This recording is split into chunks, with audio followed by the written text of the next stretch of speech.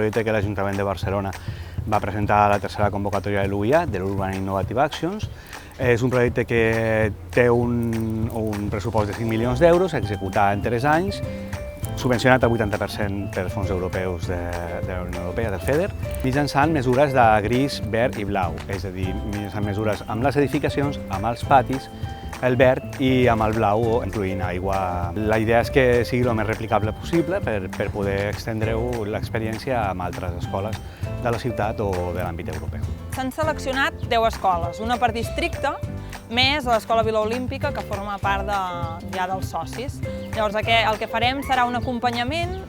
pedagògic per tal que les escoles acabin dissenyant el que serà la seva escola com a refugi climàtic. El paper de l'equip científic avaluant l'impacte tant a la qualitat de l'aire en termes de canvi climàtic com de contaminació, així com a l'efecte als usos dels espais de la comunitat, de les activitats de jocs dels nens i nenes, el nivell d'atenció dels alumnes i de les nivells d'activitat física com a indicador també de salut. L'objectiu del grup de treball del catàleg de solucions tècniques és el d'elaborar un llistat de mesures potencials que es puguin fer en les diferents escoles participants en el projecte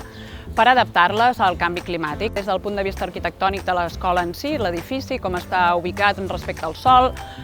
quines proteccions solars hi ha existents, com és cada un dels patis, per tal de poder fer